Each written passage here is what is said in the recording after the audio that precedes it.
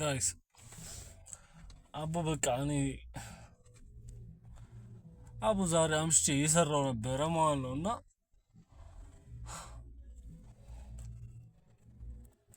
በምሰራበት አካባቢ ላይ የሆነ ህፃን ልጅ አየሁ ማለት ነው። ህፃኑ በቃ እናቱ ተኝታለች። በቃ የሆነ የበረንዳ መኝታ አለ አይደል? እንደዛ ነው የተኛችውና ቪዲዮ በደንብ ማለት ፈርቼ ስለነበረ በደንብ አልቀረጽኩትም። ድምፁ ምናምን ግን ይሰማል እና እሱን አያይዘዋለሁ ከዚህ ቪዲዮ ጋር አያይዝላችኋለሁ። እና በቃ ቦታው ብዙ ሰዎች ገንዘብ ስላላቸው የሚዝናኑበት ቦታ ነው። ብዙ ሰዎች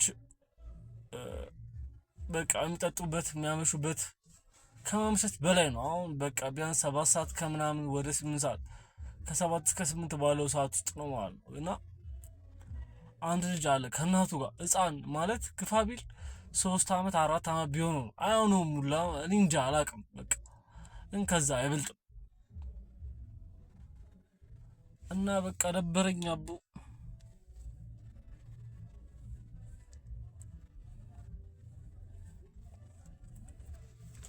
እኔ ምንም ላደርግለት አልችልም። በቃ የሆነ አላ ትንሽዬ ካለች ላይ ትንሽ ነገር ልሰጠው እችላለሁ፣ ግን ምንም ላደርግለት አንችልም። እሱ ግን እዚህ ነው የሚኖረው ማለት ነው። እናቱ ደግሞ እዛ ነው የተኛችው። የሆነ ስስ ጨርቅ ለብሳ በቃ ተኝታለች ማለት ነው። ወጣት ነች።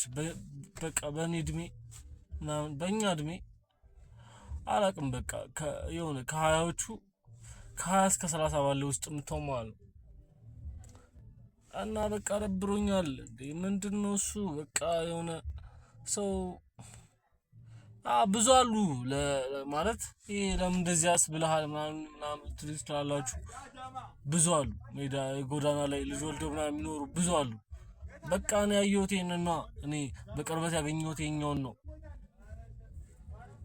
እና ሰዎች ሰላም ይሉትና ያልፋሉ እንደ ትልቅ ሰው ማለት ነው።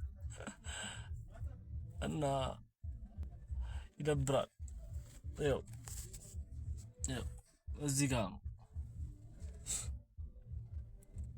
በቃ የሆኑ የቆሙ ሰዎች አሉ፣ ሰላም ይሉታል ምናምን ከዛ ያልፋሉ። ብራዘር እንዴት ነው ምናምን ይሉታል ማለት ነው። አቦ ልጁ እኮ 4 አመት ነው።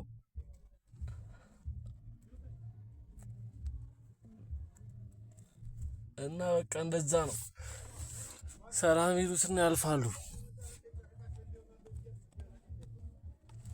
ብቻ በቃ ያስጠላል። በቃ ማለት ያስጠላል። የሆነ ኑሯችን ምናምን ያስጠላል። በቃ የሆነ እንደዚህ ጋር ያለ ነገር ያስጠላል። ኧረ ምን እሺ፣ እዚህ ጋር ደግሞ አይታችኋል።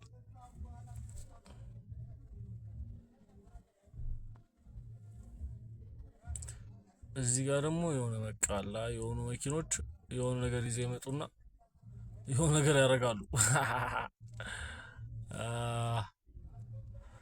ኡፍ